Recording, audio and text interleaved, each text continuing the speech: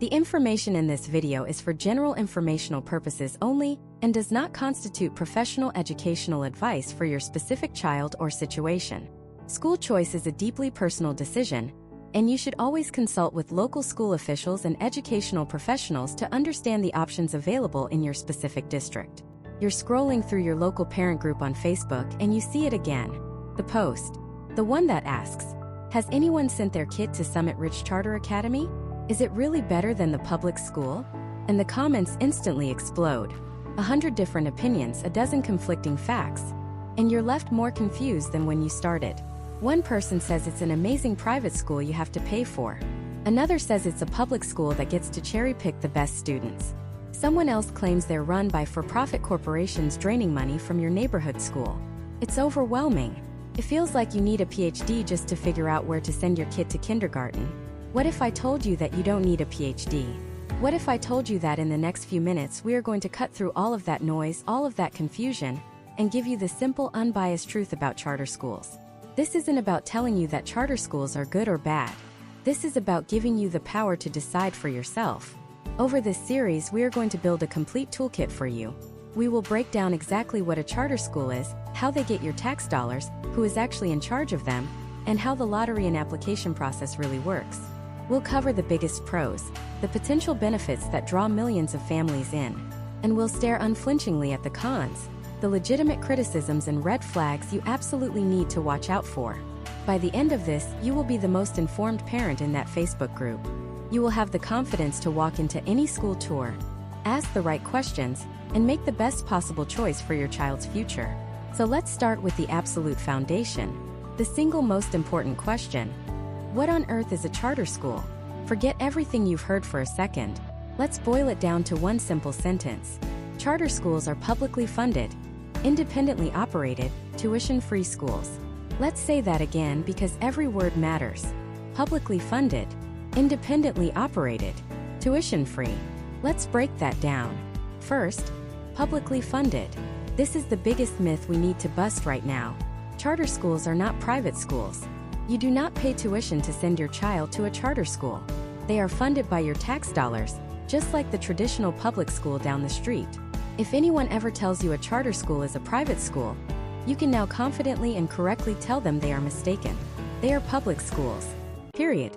Second, independently operated. This is where things get different. While a traditional public school is run by the local school district and has to follow a thick rulebook covering everything from curriculum choices to the length of the school day, a charter school is run by its own independent board. This could be a group of parents, former teachers, a university, or a nonprofit organization. This independence is granted through a contract or a charter with an authorizer, like a state board of education or a local school district. Think of it like this. Imagine your city wants a new public park. The city government has two options. Option A is to have the city's own Parks and Recreation Department design, build and run the park. They have to use city employees, follow all city procedures, and use pre-approved equipment. This is your traditional public school. Option B is to write up a detailed contract, a charter, with an independent landscape architecture firm. The contract says, "We will give you public money to build and run a park on this land. It must be free and open to everyone. It needs to have a playground, a basketball court, and be safe and clean. You have 5 years to prove you can run an amazing park. In exchange for this public money, we're giving you the freedom to design the playground however you want, to hire your own staff, and to stay open for longer hours. But, and this is the key, if after 5 years the park is a mess, the equipment is broken, and nobody is coming, we will terminate your contract. We will fire you." That's a charter school. The charter is the performance contract. It's an agreement that says, we'll give you public money and freedom from many of the usual rules, and in return, you have to deliver specific results.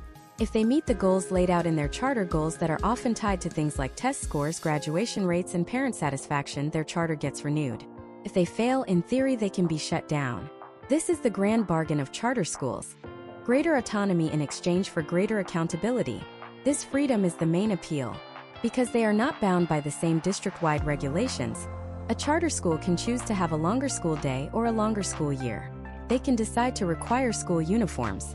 They can choose to build their entire curriculum around a specific theme, like STEM, performing arts, or language immersion. They have more flexibility in how they hire, train, and yes, fire their staff. The goal? The original idea behind charter schools when they first emerged in the early 1990s was to create these laboratories of innovation. The hope was that they would experiment with new and exciting ways of teaching, and if they found something that worked wonders, they could share those successful strategies with the entire public school system, lifting all boats. Interestingly, this wasn't some radical idea cooked up to dismantle public education. One of the earliest and most influential proponents of the charter concept was a man named Albert Shanker, who was the president of the American Federation of Teachers, one of the nation's largest teachers' unions, for over 2 decades. He envisioned them as places run by teachers themselves, free to experiment and create new models for learning. So let's recap the bedrock essentials. Are they public or private? They are public. Do you pay tuition? Absolutely not, they are tuition-free. Who can attend? They must be open to all students, though typically they use a random lottery for admission if they have more applicants than seats. And how are they different? They are run independently and have a performance contract, a charter, that gives them more freedom in exchange for being held accountable for results. This is the baseline. This is the framework for everything else we are going to discuss. It's the simple, stripped-down truth behind a very complicated and often controversial topic. But this immediately brings up the next giant question, the one that fuels so much of the debate. If they are public schools, funded with our tax dollars, how exactly does that money work? Where does it come from? And is it true that charter schools take money away from traditional public schools? That is the million-dollar question, and it's exactly where we're going next. To understand the answer, you have to picture every single school-aged child in America with an invisible backpack. And inside that backpack is a stack of cash. This isn't their lunch money. This is the money, your tax money, that is designated to pay for their education for 1 year. The exact amount varies wildly from state to state, even city to city, but the principle is the same. That backpack full of cash is what this entire fight is about. So, where does that money come from in the first place? For nearly every traditional public school in the country, the funding is like a 3-layer cake. The biggest, bottom layer usually comes from your local community. Think property taxes. A slice of the tax you pay on your home goes directly into a pot for the local school district. The middle layer comes from the state. This is money from state income taxes or sales taxes, and the state government doles it out to districts, often using complex formulas to try and make funding a little more equitable between wealthier and poorer areas. Then you have the top layer, the smallest piece, which comes from the federal government, usually earmarked for specific things, like special education programs or support for low-income students. Local, state, federal. That's the recipe. Together, those 3 layers determine the total amount of money in each child's invisible backpack. For decades, the system was simple. Your child goes to the public school down the street, and their backpack of money goes to that school. Simple. Charter schools blew up that model. Because now, as a parent, you have a choice. If you decide to pull your child out of their assigned traditional public school and enroll them in a new charter school down the road, the core principle is that the money follows the child. Your child walks out the door of the old school, and that invisible backpack full of cash goes with them. It's now handed over to the charter school to pay for their teachers, their books, their electricity, everything. From the perspective of a charter school supporter, this is the definition of fairness. It's your tax money. You should be able to decide which public school gets to use it to educate your child. If the traditional public school isn't meeting your child's needs, why should it be entitled to keep their education funding? This system, they argue, creates healthy competition.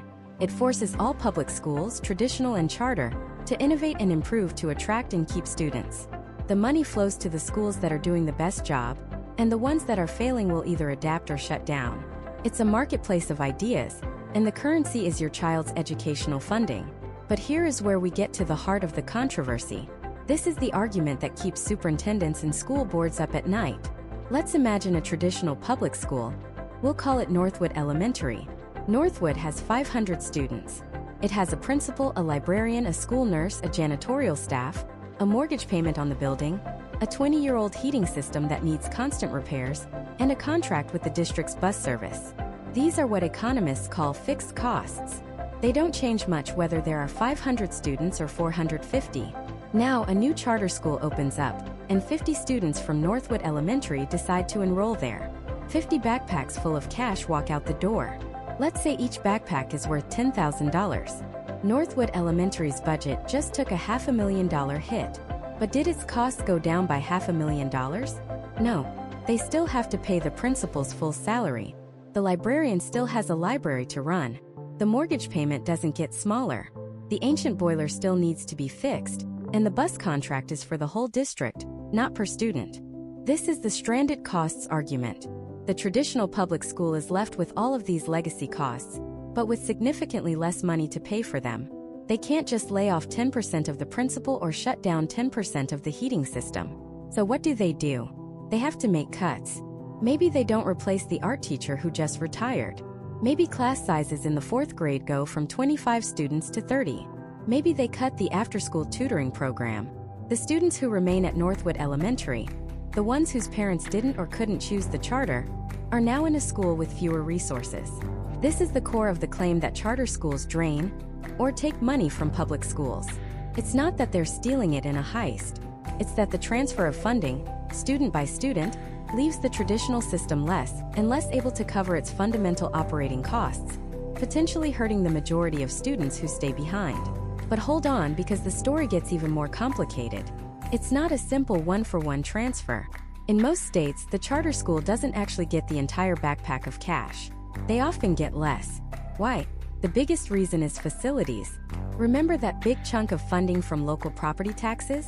In many places, that money is specifically for maintaining the district's buildings and infrastructure. Charter schools, because they are often not in district-owned buildings, don't get that slice of the pie. They get the state and federal money, but they have to find their own building. They have to rent a space in a strip mall, or renovate an old warehouse, or build a new facility from scratch.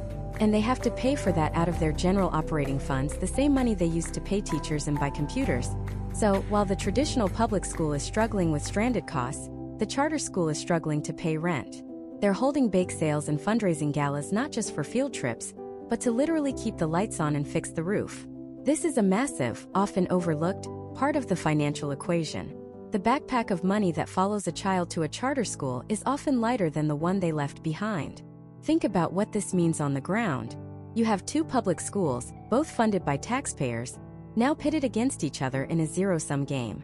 The traditional public school district sees the charter as a parasite, siphoning away vital funds and leaving them with the most expensive to educate students, while they struggle to keep the lights on. The charter school sees the district as a bloated monopoly, hoarding taxpayer money and fighting to protect a system that is failing kids, all while the charter has to scrape and claw for every penny just to have a safe place to teach. And the truth is, both of them are kind of right. The financial models are incredibly complex and vary from state to state. Some states have special funds to help districts with stranded costs.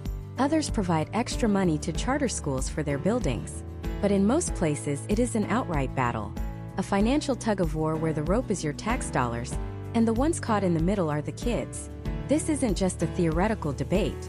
It leads to real-world consequences that can feel deeply unfair. For instance, in some districts, funding is based on enrollment counts taken on a single day in October. If a student is enrolled at a traditional public school on that day, the school gets the funding for them for the entire year. If that student leaves in November for a charter school, the traditional school gets to keep the money. The charter school now has to educate that child for the rest of the year with no funding for them at all. They're teaching a phantom student, a ghost in their budget. So we have this messy, complicated, and often toxic financial relationship. Charter schools are publicly funded, yes, but the way they receive that funding creates enormous tension and has profound consequences for everyone involved. It forces us to ask a really tough question. Is the purpose of public funding to preserve an existing system and its institutions, or is it to give every parent the power to direct their child's share of the money to the school they believe is best? The answer to that question defines the entire charter school debate. But all this talk about money, about who gets what and how much, leads to an even more fundamental question. If a charter school is getting our public tax dollars, but it's being run by a private board or even a for-profit company, who is actually in charge? Who are they accountable to? If they don't have a publicly elected school board like a traditional school, who is watching to make sure they're spending our money wisely and, more importantly, actually educating our children? Who holds their feet to the fire? Uncovering that power structure, the web of authorizers and management boards, is where we find out who really pulls the strings. So let's pull back the curtain. The single most important entity in a charter school's life, The one with the power to give life and to take it away is called the authorizer. It's a bureaucratic-sounding word, but I want you to think of them as the gatekeepers of public education. Nothing happens without their permission. Before a single student can walk through the doors, before a single teacher is hired, a group of people with an idea for a new school has to go to an authorizer and ask for a charter. The charter is the legal document, the contract, the permission slip that allows them to open and operate using public funds. The authorizer is the body that has the power, granted by state law, to say yes or no. Now, who gets to be an authorizer? This is one of the most critical details, and it changes dramatically from state to state. In many places, the local school district is the authorizer. This creates a fascinating and sometimes tense dynamic. The district is essentially being asked to approve its own competition, a new school that will draw students, and the funding that comes with them, away from its own traditional schools. Other times, the authorizer might be a state university, a state board of education, or in some states, a special independent board created for the sole purpose of authorizing charter schools. Why should you, as a parent, care about this? Because the quality, rigor, and integrity of the authorizer directly impacts the quality of the school your child might attend. A tough, experienced authorizer acts like a discerning investor, carefully vetting every school's plan and only backing the ones with a real shot at success. A weak or overwhelmed authorizer, on the other hand, might just rubber stamp applications, allowing low-quality schools to open, wasting taxpayer money and, far more tragically, failing students. The heart of this entire process is the charter application itself. This isn't a two-page form. It's a document that can run for hundreds of pages. It is the school's Bible. It's the promise they are making to you, to the community, and to the authorizer. It lays out everything in painstaking detail. The school's mission: are they a STEM academy, a dual-language immersion school, a classical education program? It details the curriculum they'll use, their teaching methods, their bell schedule, their discipline policy, and their plan for supporting students with special needs. It also includes a comprehensive financial plan, showing exactly how they intend to spend every public dollar they receive. And most importantly, it contains a set of clear, measurable performance goals. This isn't vague language like, "We will help students succeed." It's a contract. It says things like, by the end of year 3, 75% of our third graders will be reading at grade level, or our high school graduation rate will exceed the district average by 10 percentage points within 5 years. These goals are the teeth of the charter school model. This document, this promise, is what the authorizer studies. They scrutinize it. They poke holes in it. They interview the founding team. They ask the hard questions. Is this educational plan based on proven research? Is the budget realistic? Does this leadership team have the experience to actually pull this off? If and only if the authorizer is convinced the plan is sound and the team is capable, will they grant the charter. But their job has only just begun. Once the school is open, the authorizer shifts from gatekeeper to watchdog. They are on the hook, responsible for making sure the school lives up to that promise. They monitor the school's academic performance, poring over test scores and graduation rates. They audit the school's finances, ensuring there's no fraud or mismanagement. They make sure the school is following the law, from health and safety codes to civil rights. Think of it like this. The authorizer is the architect who approves the blueprints for a new skyscraper. But they don't just walk away after that. They show up to the construction site every month to make sure the builders are using the right materials, following the plans, and that the structure is sound. If they find serious problems, they have the power to halt construction. For a charter school, that power comes in the form of renewal or non-renewal. A charter is not a lifetime pass. It's a temporary contract, usually lasting 3 to 5 years. At the end of that period, the school has to go back to the authorizer, cap in hand, and prove its worth. It has to present the evidence. Here are our test scores. Here are our financials. Here is how we fulfilled the promises we made in our charter. If the school has succeeded, if students are learning, the finances are stable, and the organization is well run, the authorizer will renew the charter for another term. This is the green light to keep going. But if the school has failed, if it has consistently underperformed academically, if it's in financial shambles, or if it has broken the law or the public's trust, the authorizer has the ultimate power. They can revoke the charter. They can shut the school down. This is the fundamental bargain of charter schools. In exchange for freedom and flexibility, they accept a higher level of accountability. A traditional public school that fails its students for decades will almost never be closed. A charter school can be. That power to close a failing school is the sharpest tool in the authorizer's toolbox, meant to protect students and taxpayers from persistent failure. So you have this powerful oversight body, the authorizer, looking at the school from 30,000 feet. But who's steering the ship day to day? That's the school's own governing board. Every single charter school is required to have one. It operates much like the board of directors for any nonprofit organization. These are typically unpaid volunteers, often parents, local business leaders, educators, and community members who believe in the school's mission. This board holds the ultimate responsibility for the school. They are the ones who hire and manage the most important person in the building, the principal. They are legally and financially liable for the school. They approve the annual budget, they set school-wide policies, and they are the final court of appeal for major student or staff issues. And here's something crucial for parents to understand. These board meetings are, by law, open to the public. You can go. You can sit there and watch as they debate the budget, review academic data, and make the critical decisions that will shape your child's education. In most cases, there's a public comment period where you can stand up and speak your mind directly to the people in charge. This offers a level of direct, granular access and transparency that can be hard to find in a vast, traditional school district with a board overseeing tens or even hundreds of thousands of students. So, when you're looking at a charter school, you now have two critical layers of governance to investigate. First, find out who the authorizer is. A quick search for State Name Charter School Authorizer is a good start. See what their reputation is. Do they have a track record of holding schools accountable? Do they publish clear performance reports on the schools they oversee?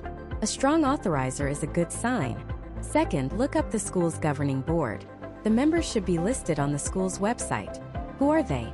What experience do they bring? Do they post their meeting schedules, agendas, and minutes online? A transparent, experienced board is another very good sign. This two-tiered structure, the external watchdog and the internal board of directors, is the system of checks and balances designed to make charter schools work.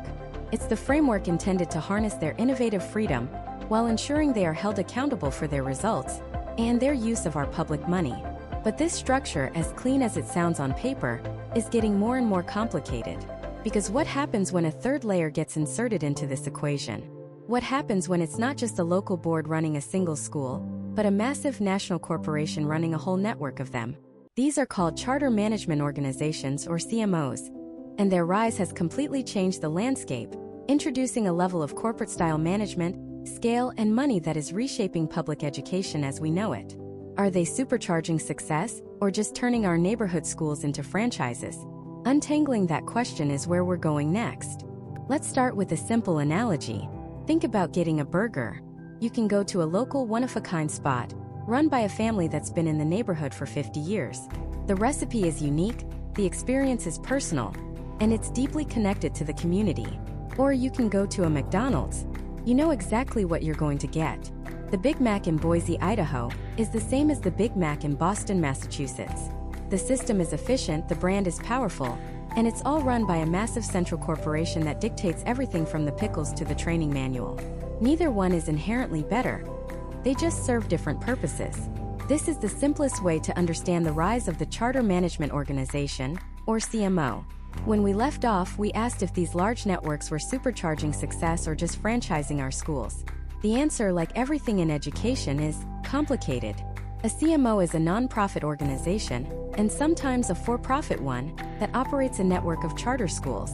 Instead of one independent charter school figuring everything out on its own, a CMO provides the central nervous system for a whole family of schools.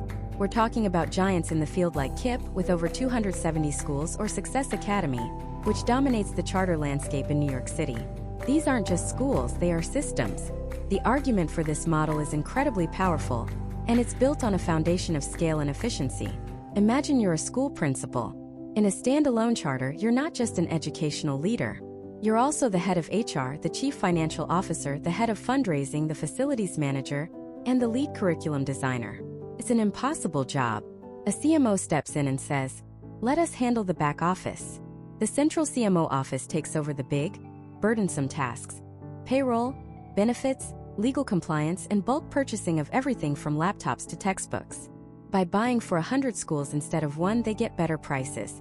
They create a standardized, polished curriculum, So a brand new history teacher isn't spending their nights trying to invent lesson plans from scratch.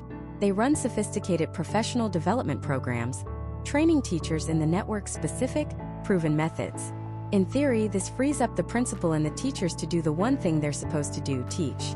This model also allows for a level of quality control that's very attractive to parents. The CMO develops a specific brand of education. Maybe it's a no-excuses culture with strict discipline and high academic expectations. Maybe it's a focus on blended learning with heavy technology integration.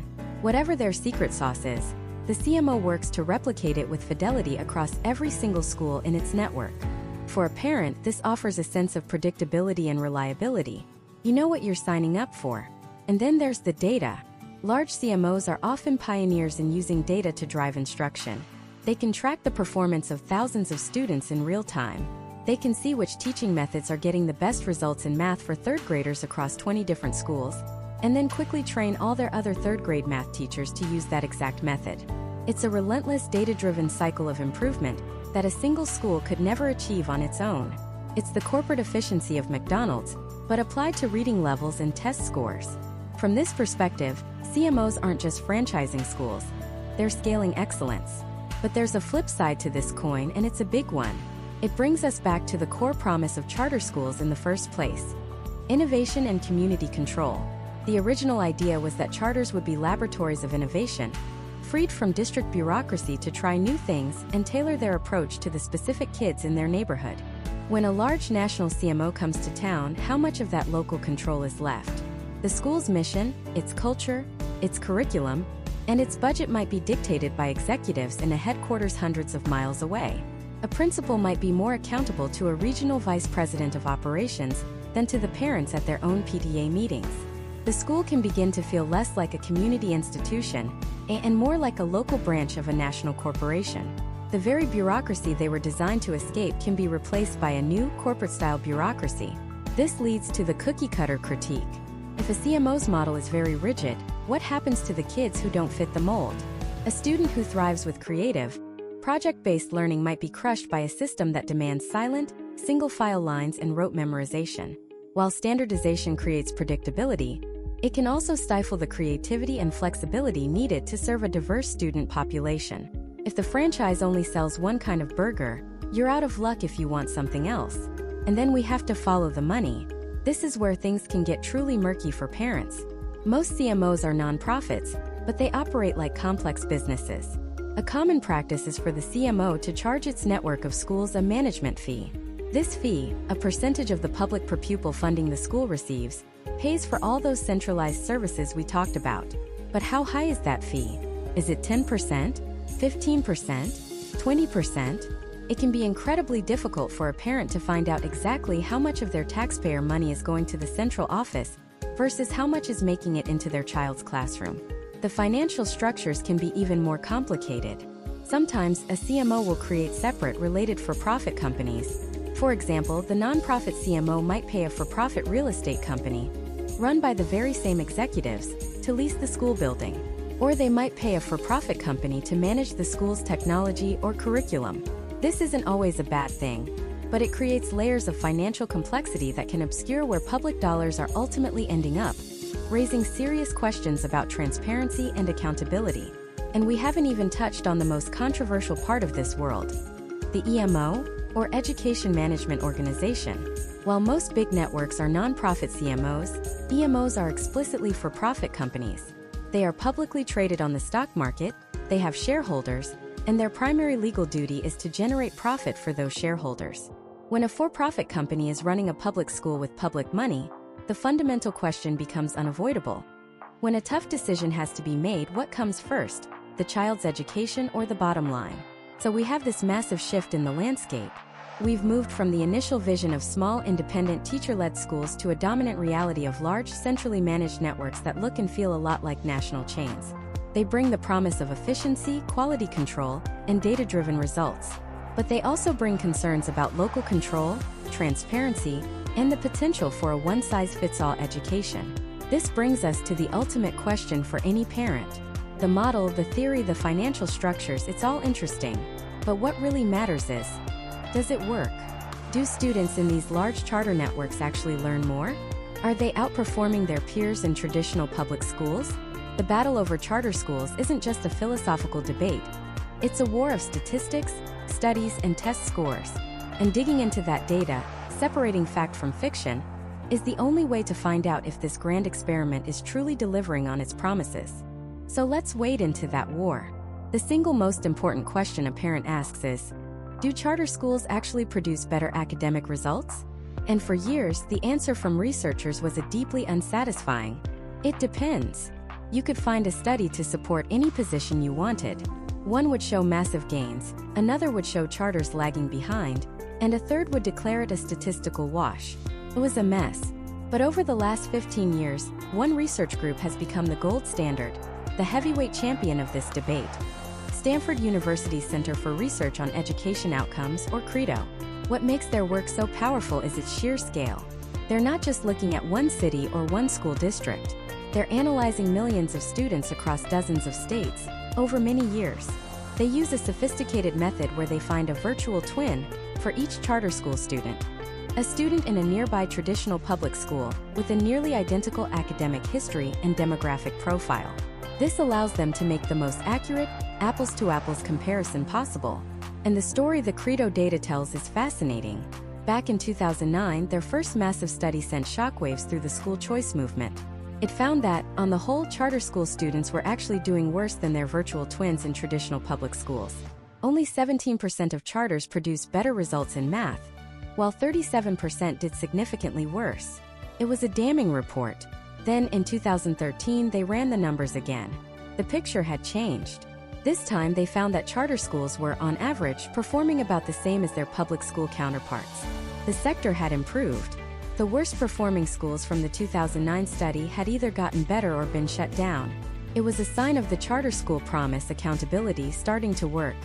But it was their most recent report, released in 2023, that dropped a bombshell. After analyzing nearly 2 million charter school students in 29 states, the CREDO team found that the charter sector was now, on average, significantly outperforming traditional public schools. Let's put this in terms you can actually visualize. The researchers translate statistical gains into days of learning. Think of it like this. A typical school year has about 180 days of instruction. If a student makes a year's worth of progress in that time, they've had 180 days of learning. The 2023 CREDO study found that the average charter school student experienced the equivalent of 16 extra days of learning in reading and 6 extra days of learning in math, compared to their traditional public school twin. Now, a few extra days might not sound like a revolution, but first, remember this is an average across millions of students. And second, when you start to break down that average, the numbers get staggering. Black students in charter schools gained an extra 35 days in reading and 30 days in math. For Hispanic students, it was an extra 30 days in reading and 19 in math. For students in poverty, the gains were also substantial, 27 extra days in reading and 23 in math. For these students, that's not just a few extra days. It's an extra month or more of school packed into a single year.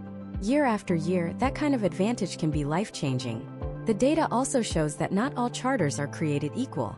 Brick-and-mortar charter schools run by nonprofit organizations showed the strongest results. On the other hand, virtual or online charter schools performed so poorly that the researchers called the results sobering and deeply concerning. They found that students in online charters lost the equivalent of 100 days of learning in math. That's more than half a school year gone. So, the first big takeaway from the best data we have is this. On average, charter schools seem to be delivering on their academic promise, especially for minority students and students in poverty. But, and this is a huge but, that average hides massive variation. A great charter can be incredible. A bad charter, especially an online one, can be devastating.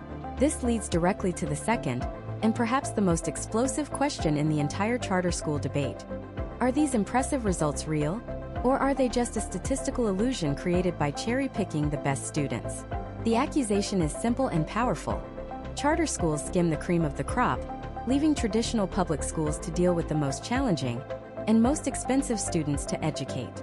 They're accused of weeding out kids with severe disabilities, students who don't speak English, or those with behavioral problems. If that's true, then of course their test scores would be higher. They're not getting better results. They're just starting with a better deck of cards. So let's look at the evidence. The primary defense against cherry-picking is the lottery. By law, in almost every state, if a charter school has more applicants than it has seats, it must admit students through a random public lottery. No interviews, no entrance exams, no looking at past grades. Your child's name goes into a metaphorical hat, and if it's pulled, you're in. This system is specifically designed to prevent schools from hand-selecting only the top students. But critics argue that the cherry-picking happens before the lottery. They point to something called self-selection. The very act of researching schools, navigating an application process, and submitting forms requires a level of parental involvement and stability that not every family has. A single mom working 2 jobs might not have the time. A family that just moved to the country might not know the system exists. So, the argument goes, the pool of students who even apply to the lottery is already composed of more motivated, more engaged families. The school isn't picking the students. The system is filtering for a certain type of family. Then there's the even more serious allegation of counseling out or push out. This is the idea that even if a charter accepts a challenging student, they might make life so difficult for that student and their family that they eventually leave. It could be through strict discipline policies, a lack of adequate special education support, or repeated suggestions that this might not be the right fit for your child. The student isn't formally expelled, they're just encouraged to go back to their old neighborhood school. So what does the data say? It's complicated, and it varies a lot by state and city. Nationally, charter schools do enroll a slightly lower percentage of students with disabilities than traditional public schools, about 11% versus 13%. However, they enroll a higher percentage of low-income students and a significantly higher percentage of Black and Hispanic students. Digging deeper into the special education numbers, studies have found that charters often serve a lower proportion of students with the most severe disabilities, which are also the most costly to support. Is this because charters are actively screening them out, or because parents of children with profound needs prefer the established comprehensive services of a large school district? The answer is probably a bit of both. The bottom line on cherry-picking is that it's not a simple yes or no question. The lottery system is a real, powerful guardrail against blatant discrimination in admissions. But the system isn't perfect. The self-selection of more engaged families is a very real phenomenon that does give charter schools an intangible advantage. And while widespread, malicious push-out strategies are likely rare. There's no doubt that some schools have better support systems than others for students who are struggling. So we're left with 2 complicated truths. The best research shows that, on average, students in charter schools are learning more. And that same research shows that the student populations aren't perfectly identical. The crucial billion-dollar question that researchers are still fighting over is how much of the first truth is explained by the second. For you, as a parent, this means you have to be a detective. National statistics are just background noise. They can tell you about the weather across the country, but you need to know the forecast for your specific street. The only numbers that matter are the ones for the actual school you are considering. And figuring out how to get that local forecast, how to truly vet an individual charter school, is where we're going next. So let's pull out our magnifying glass and our notepad. Vetting a charter school isn't about getting a general feel for it. It's an investigation. And every great investigation starts with the foundational document, the school's charter. Think of the charter as the school's constitution. It's the legally binding contract between the school and its authorizer, that state or local board that gave it the green light. This document isn't just bureaucratic paperwork. It is the school's DNA. It spells out everything. The school's mission, its educational program, how it will be governed, how students will be assessed, and crucially, the performance goals it must meet to stay open. Where do you find it? It should be on the school's website. If it's not, that's your first bright red flag. A school that isn't transparent about its own founding document has something to hide. Once you find it, don't be intimidated by the length. You're not studying for the bar exam. You're looking for answers to a few key questions. First, read the mission statement. Is it just a bunch of fluffy educational jargon? Or is it a clear, compelling vision for what they want to achieve with their students? Does that mission resonate with what you want for your child? If a school's mission is centered on a rigorous classical education, but you're looking for a play-based, progressive environment, you've already found a fundamental mismatch. Second, look at the curriculum and educational philosophy. This is the how. Are they a STEM-focused school? Arts integrated? Do they use a specific teaching method like Montessori or core knowledge? The charter should detail this. Look for specifics, not vague promises of excellence or 21st century skills. If they say they have a unique approach to teaching math, the charter should explain what that approach is. This is where the promises made on the glossy brochure have to be backed up in writing. Third, scan the governance section. Who is on the school's board? Are they parents and community members, or are they appointed by a larger corporation? This tells you who is ultimately in charge. An independent, local board might be more responsive to parent concerns, while a board controlled by a national chain might be more rigid. There are pros and cons to both, but you need to know who holds the power. Finally, and most importantly, find the accountability section. This is the school's report card. The charter will list the specific academic goals the school has to meet. It will define what success looks like. These aren't suggestions, they are requirements for the school's survival. Understanding these goals gives you a powerful tool to measure the school against its own promises down the line. Reading the charter is your first, most essential step. It's the blueprint. Now let's see if the building matches the plan. And to do that, we have to dive into the data. I know the word data can make your eyes glaze over, but this is where the truth lives, far away from marketing slogans and smiling stock photos of children. Every state's Department of Education is required to collect and publish performance data on all public schools, including charters. This is your holy grail of objective information. Your first stop should be your state's online school report card dashboard. Just search for your state's name school report card. On this site, you can look up any school and see its vital statistics. But don't just look at the school in isolation. This is the biggest mistake parents make. You need context. The most important comparison is between the charter school you're considering and the traditional public school your child would otherwise attend. Pull them up side by side. What are you looking for? Start with proficiency rates. This is the percentage of students who pass the state's standardized tests in reading, math, and science. How does the charter school stack up against the neighborhood school? How does it compare to the district average and the state average? But don't stop there. Proficiency is a snapshot. It tells you where students are, but not how much they've grown. The more powerful metric, if your state provides it, is a student growth score. This measures how much progress students made over the course of a school year, compared to academically similar students across the state. A school might have low proficiency rates because it serves a high-needs population, but it could have a stellar growth score, showing it's doing a phenomenal job of accelerating student learning. Conversely, a school in an affluent area might have high proficiency scores, but a low growth score, meaning it's coasting on its students' existing advantages, not actually adding much value. Growth is a much better indicator of a school's effectiveness. Also, look at the data for different subgroups.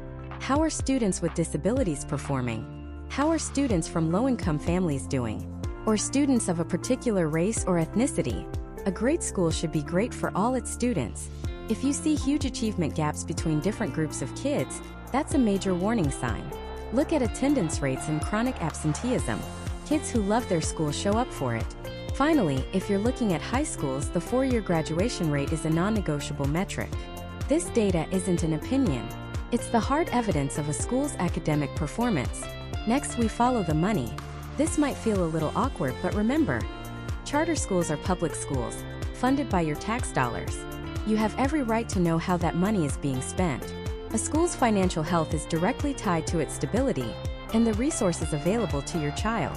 A school on shaky financial ground could mean program cuts, teacher layoffs, or in the worst-case scenario, shutting down mid-year, leaving families in a lurch. So how do you check? Start by looking for the school's annual report or audited financial statements, which should be public documents. Some states even require these to be posted on the school's website. You're not looking to become a forensic accountant. You're looking for a few key things. Does the school have a healthy budget, or is it operating at a deficit year after year? Is a huge chunk of its budget going to administrative costs versus actual classroom instruction?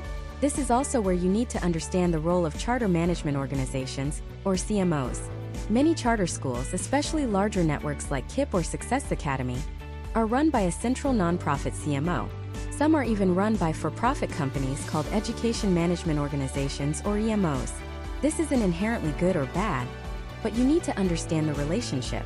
The CMO or EMO often provides the curriculum, handles back-office functions like HR and finance, and hires the principal. In exchange, it takes a percentage of the school's public funding as a management fee.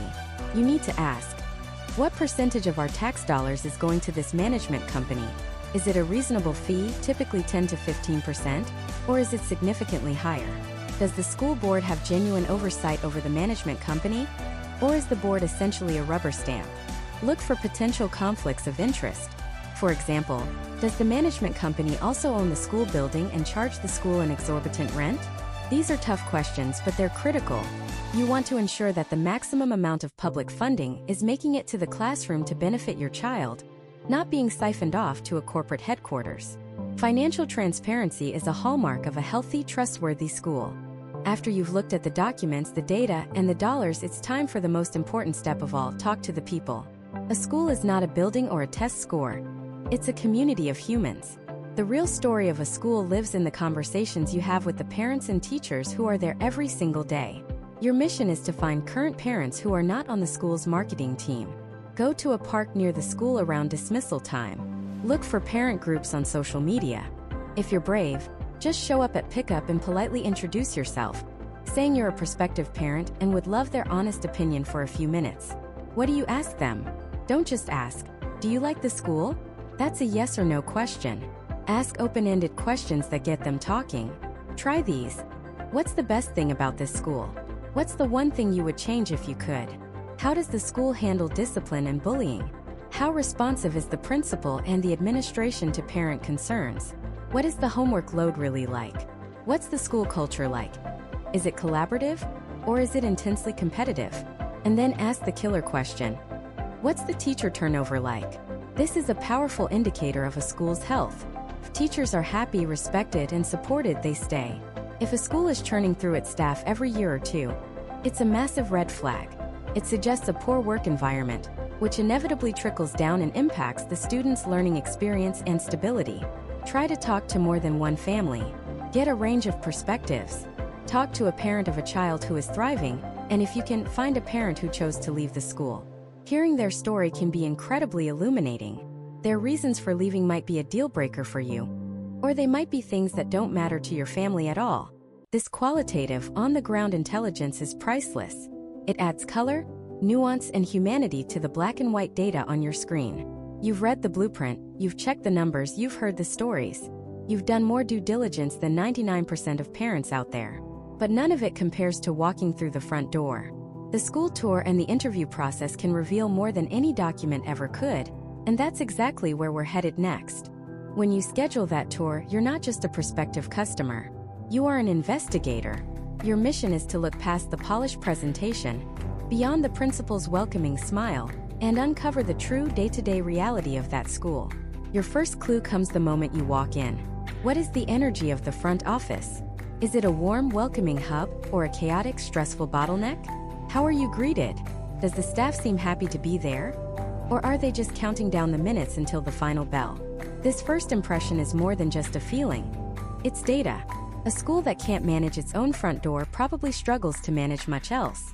As the tour begins, ignore the urge to just follow along and nod. You need to activate your senses. Look at the hallways. Are they clean and orderly, or are they sterile and lifeless? The best schools feel lived in, not like a museum. Look for student work on the walls. And I mean real student work. Are you seeing rows of identical cookie-cutter projects that all look the same? Or are you seeing a vibrant, messy, and creative explosion of individuality? The first suggests a culture of compliance. The second suggests a culture of creativity and expression. The walls talk. Listen to what they're telling you about what the school truly values. Pay attention to the sounds. Do you hear the buzz of engaged learning? The murmur of students collaborating? The sound of thoughtful questions and energetic answers? Or do you hear an unnerving silence, the kind that comes from rigid, fear-based compliance? On the flip side, is it just uncontrolled chaos? There's a world of difference between the productive noise of an engaged classroom and the distracting noise of a classroom that's out of control. Your ears will tell you which one you're hearing. Now, for the most important part of the tour, the classroom observation. If the school doesn't allow you to peek into a classroom in session, that is a colossal red flag. It's like buying a car without a test drive. Assuming you get to look inside, you have about 60 seconds to diagnose the health of that learning environment. Don't focus on the teacher at the front of the room. Instead, watch the students. Are their eyes on the teacher? Or are they staring out the window, doodling? Or subtly trying to get their friend's attention? Are they leaning forward, or are they slouched in their chairs? Engaged body language is unmistakable. Look at the teacher-student interactions. Is the teacher lecturing at the students, or are they facilitating a discussion with them? Is the teacher the sage on the stage, the sole source of all knowledge, or are they the guide on the side, helping students discover knowledge for themselves? Watch how the teacher responds to a student's question. Is it with encouragement, or with impatience? How do they handle a minor disruption? A great teacher manages a classroom with quiet confidence and mutual respect, not with a raised voice. The physical layout of the room itself is another clue. Are the desks in rigid, forward-facing rows, designed for passive listening? Or are they in pods or circles designed for collaboration? Neither is inherently bad, but it tells you a lot about the school's educational philosophy. A school that says it values teamwork, but has every desk facing a blackboard is sending you a mixed message. As you walk through the campus, from the library to the cafeteria to the playground, keep your eyes on the kids. Do they look happy? Do they look stressed? How do they interact with each other when a teacher isn't standing right over them? The unscripted moments between students are often the most revealing. This is your chance to see the school's social-emotional culture in action. Is it a culture of kindness and inclusion, or is there a palpable sense of cliques and anxiety? If you get the chance, try to speak to people.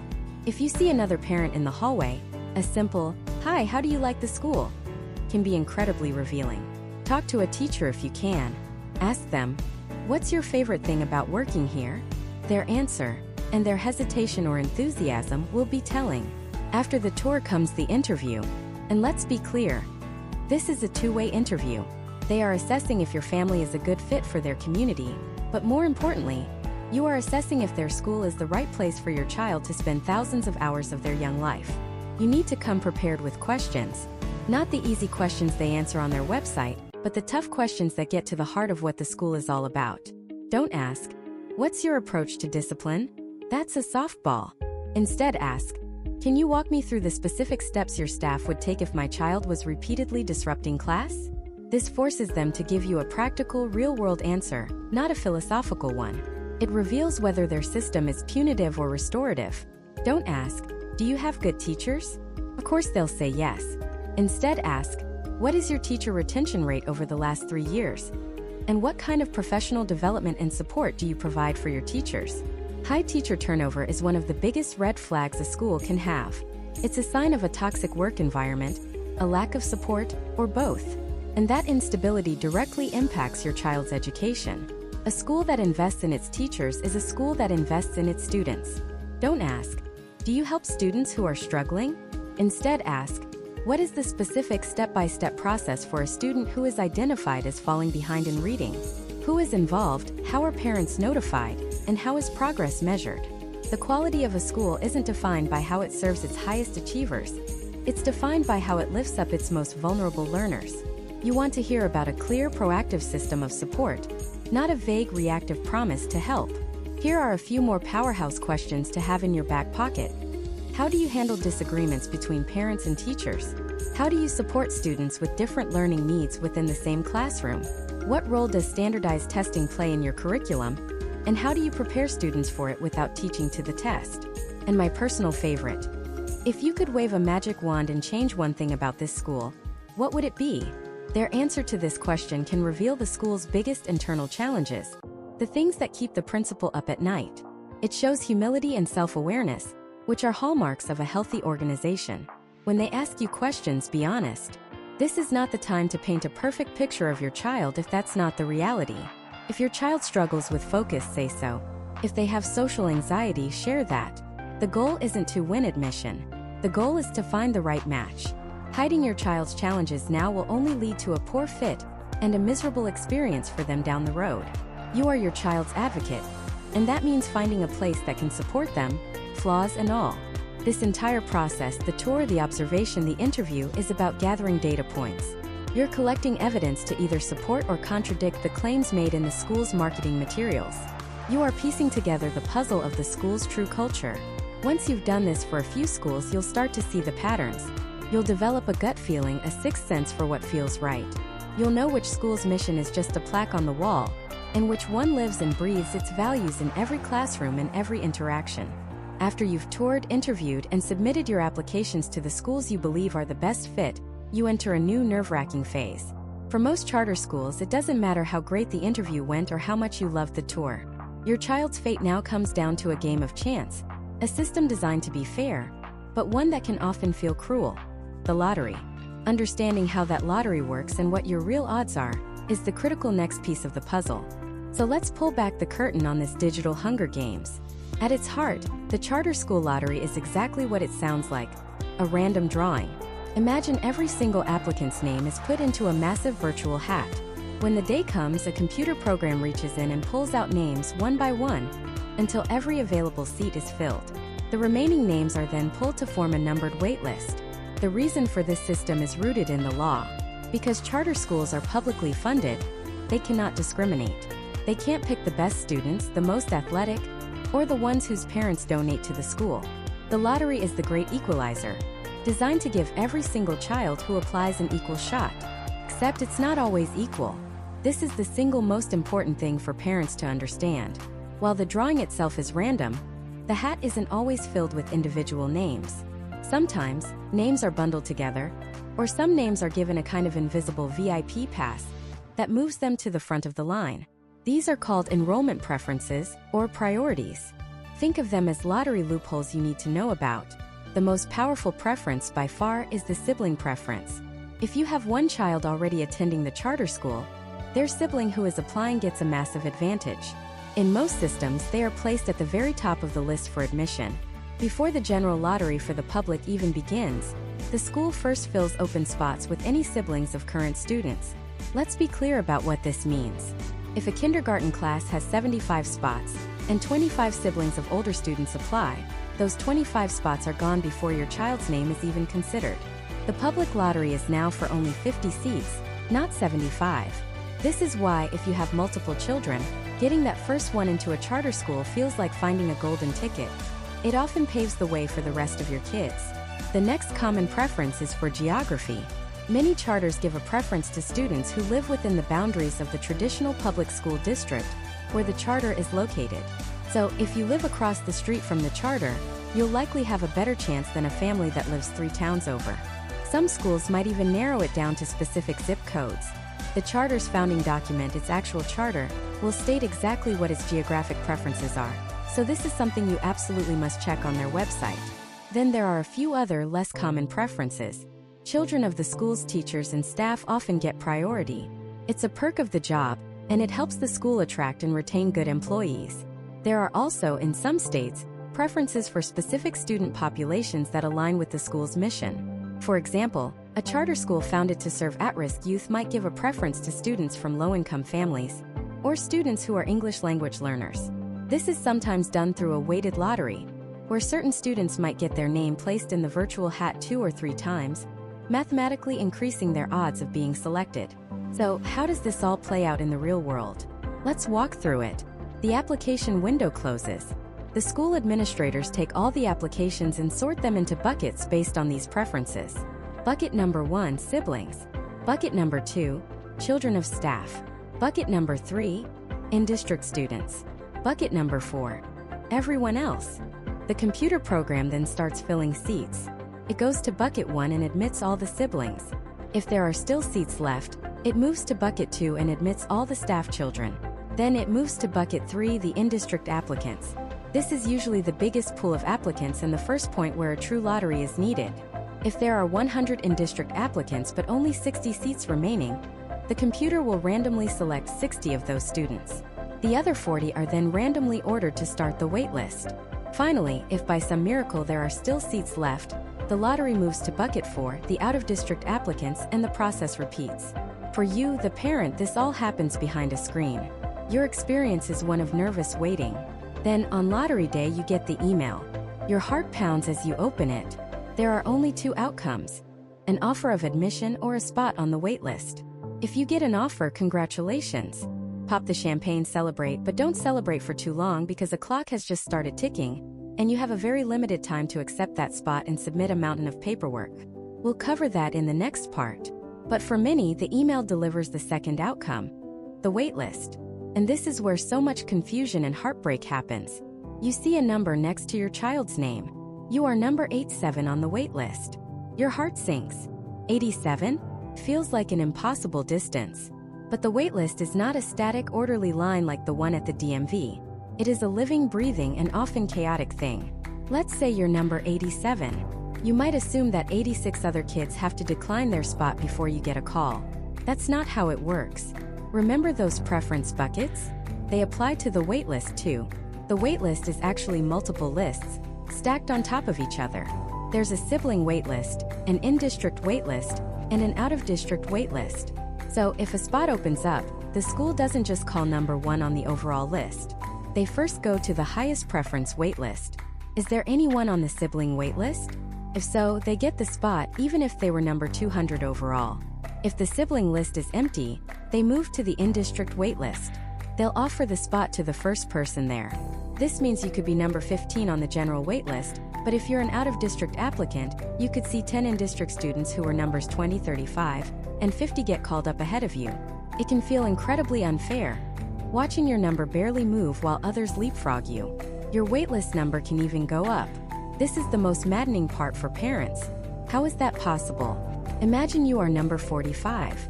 A week after the lottery, a family with a child already in the school moves into the state and applies late. Because their child has sibling preference, they don't just go to the bottom of the waitlist. They are inserted at the top of their preference group.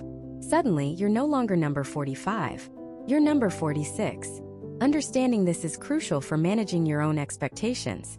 So what are your real odds? You can't just divide the number of spots by the number of applicants. You have to think like the school. Find out how many spots are truly open for the general public after preferences. Many charter schools are transparent about this and will tell you. Ask them. On average, how many kindergarten spots do you offer to siblings each year? If they have 100 kindergarten spots but typically fill 40 of them with siblings, you need to know that you are really competing for one of 60 spots. Your odds are almost half of what you thought they were. Also, ask how deep they typically go into their waitlist. Some schools might go 20 deep. Others might call 100 families as people move or change their minds over the summer. This information gives you a realistic picture of your chances. The lottery is a process of controlled chance, a system of rules stacked upon randomness. Your job as a parent is not to beat the system, but to understand it. By knowing about preferences, you can better target schools where you have a built-in advantage. By understanding the waitlist, you can manage the emotional roller coaster and make informed backup plans. You've navigated the applications, you've survived the lottery, and now you have a result in your hand. It's either a letter of acceptance or a waitlist number. But don't be fooled into thinking the journey is over. For those who got in, a new time-sensitive race has just begun, filled with deadlines and documents that can cause you to forfeit your hard-won spot. And for those on the waitlist, your work isn't just to wait by the phone. There are proactive steps you must take. What you do in the next few weeks is just as critical as everything you've done so far. So let's break this down into 2 scenarios. First, for those of you holding that golden ticket, the acceptance letter. And second, for those of you staring at the word waitlist. Both situations require immediate and strategic action. If you received an offer, congratulations. Pop the sparkling cider, celebrate with your child, and take a deep breath. But do not get comfortable. This is not the finish line. It's the start of the final and most critical administrative lap. The period between acceptance and the first day of school is littered with administrative hurdles, and a single misstep can, and often does, result in a forfeited spot. The school isn't being cruel. They have a long list of hopeful families waiting for someone to slip up. Don't let that be you.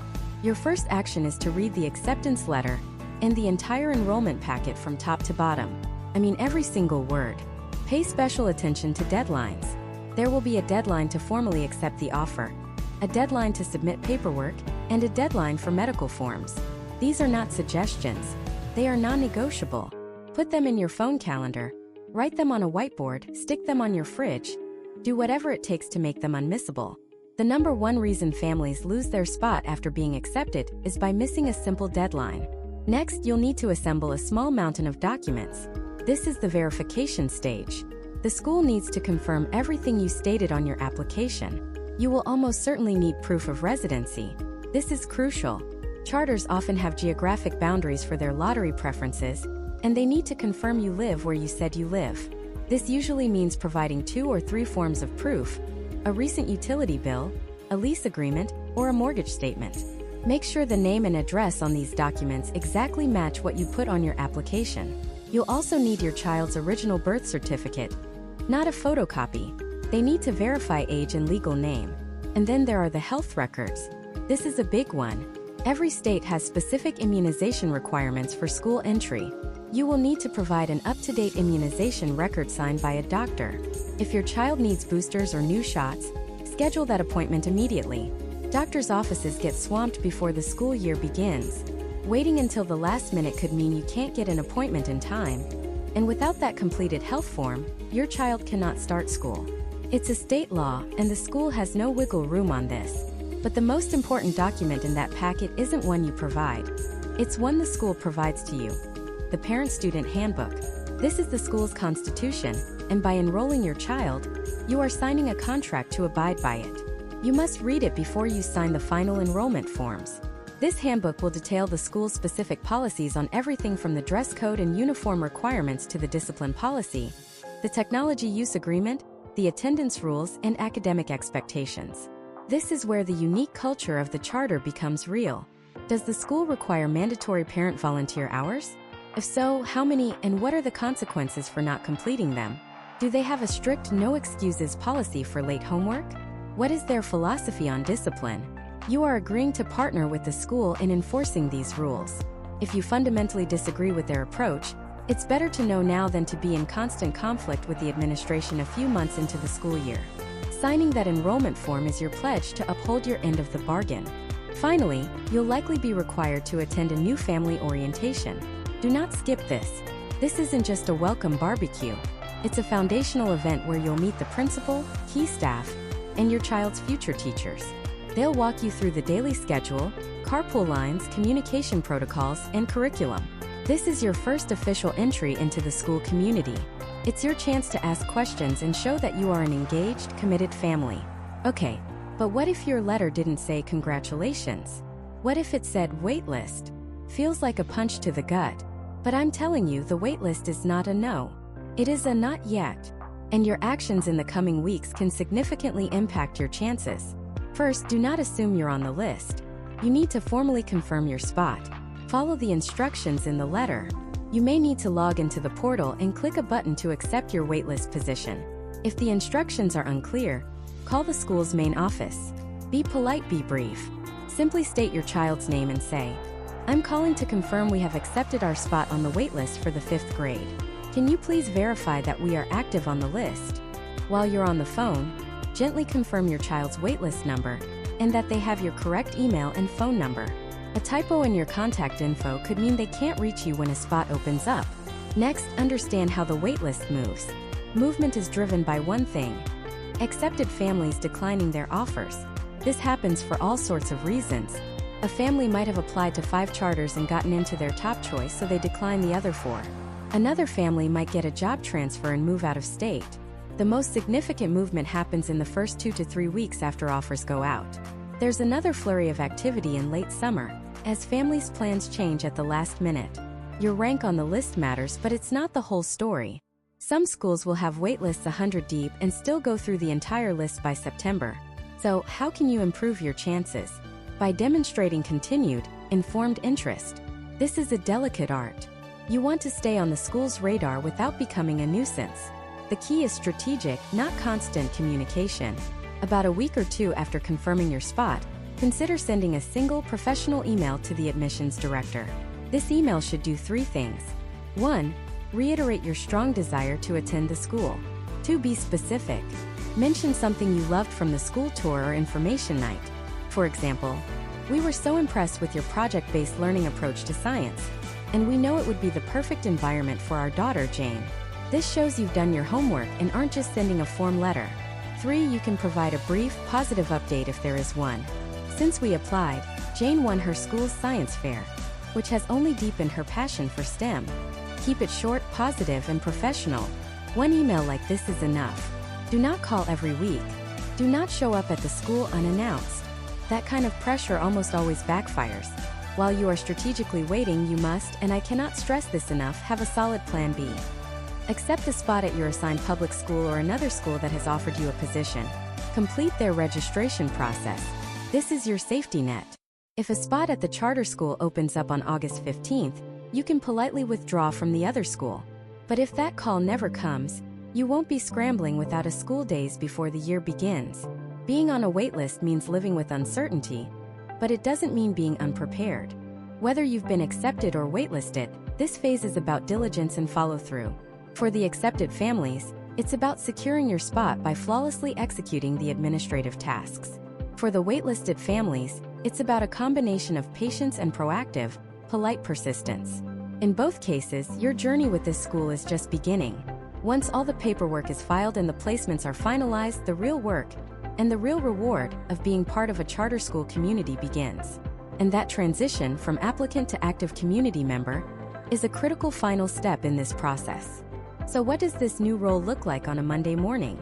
It means that when you drop your child off, you're not just a parent at the curb. You are a stakeholder walking onto a campus you helped shape. The charter itself, that founding document we discussed, isn't just a piece of paper in a filing cabinet. It's a living agreement, a promise between the school, the state, and you. And your role is to help the school keep that promise. This is where the concept of parental involvement gets a radical upgrade. In many traditional school settings, involvement might mean attending a bake sale or chaperoning a field trip. In the charter world, it's often deeper and more structural. You might be asked to volunteer a certain number of hours per year, not just to help the school save money, but to weave the parents into the very fabric of the daily operations.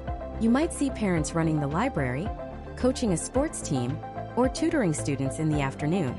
This isn't just about free labor. It's about creating a culture where education is a community-wide effort.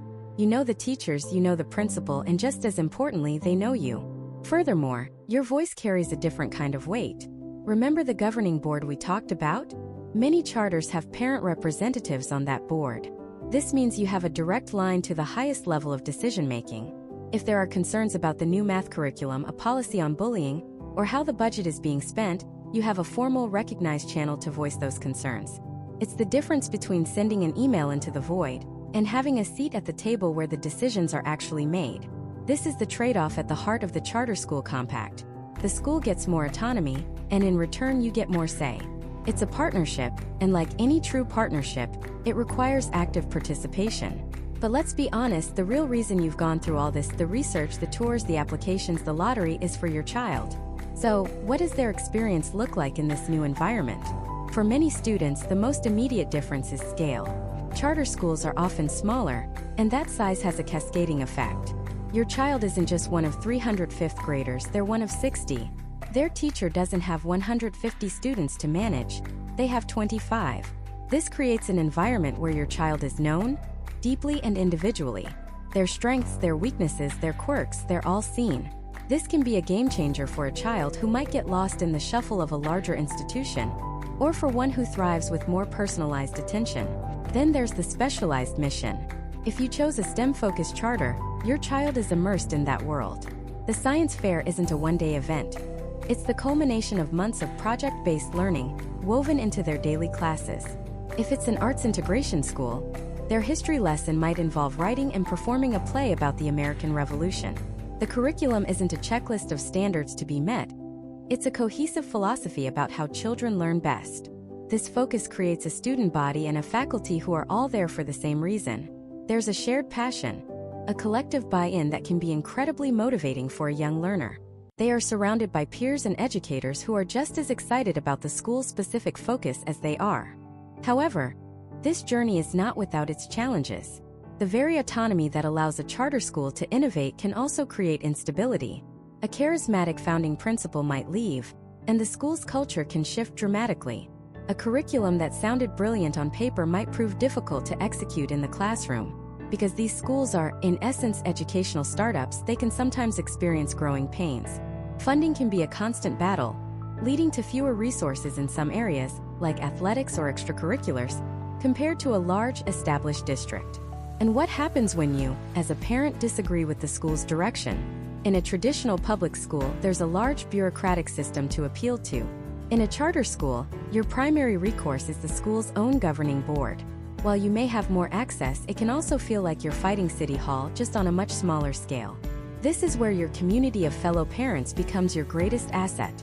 By organizing and speaking with a unified voice, parents can enact real change, but it requires effort, diplomacy, and persistence. It's crucial to understand that being a charter school parent means being an advocate, not just a consumer. You will likely have to fight a battle or two along the way, whether it's for better special education services, more transparency in budgeting, or a change in a disciplinary policy. This brings us to the ultimate backstop: accountability. Every charter school operates on a limited-term contract, typically 3 to 5 years. At the end of that term, their authorizer, be it the state, a university, or the local district, conducts a thorough review. They look at everything: test scores, financial health, student and parent satisfaction, and adherence to the original charter. If the school is succeeding, its charter is renewed. If it is failing, if it hasn't lived up to that foundational promise, it can be shut down. This is the teeth of the charter school model. It's a high-stakes environment. While the idea of your child's school closing is terrifying, it is also the mechanism that, in theory, weeds out underperforming schools and pushes all charters to constantly improve. As a parent, you are a key source of data in this renewal process. Your feedback, your survey responses, and your public testimony can all influence whether a school gets to continue operating. You are part of the accountability system. So, as we stand at the end of this deep dive, what is the final takeaway? How do charter schools really work? They work as a complex, dynamic partnership. They are public schools funded by our tax dollars and open to all, but they operate with a degree of freedom that allows them to be different, to specialize, and to innovate. They swap the rigid uniformity of a large district for the flexibility of an independent organization. The price of that flexibility is a higher degree of risk and a greater demand on parents. Choosing a charter school is not a passive decision. It is an active one. It's a commitment to being more than just a parent. It requires you to be a researcher, an advocate, a volunteer, and a watchdog. It's a bet that a different model of education, one built on choice, autonomy, and accountability, will provide a better path for your child. For some families, that bet pays off in spectacular fashion, unlocking a child's potential in a way they never thought possible. For others, the reality falls short of the promise, leading to frustration and the difficult search for another option. There is no single story for charter schools, because each one is its own unique experiment. The ultimate choice rests with you. It's not about finding a school that is objectively the best, because that school doesn't exist. It's about finding the school that is the right fit for your child and the right fit for your family. It's about weighing the potential for a tailored, innovative education against the demands of being a truly active partner in that education. By now, you have the tools to analyze the charter, to ask the tough questions, to navigate the application process, and to understand your role once you're on the inside. You are no longer just a curious parent. You are an informed one. And in the world of education, that is the most powerful thing you can be. The journey to find the right school is one of the most important you'll ever take. Now you're ready to take the first step.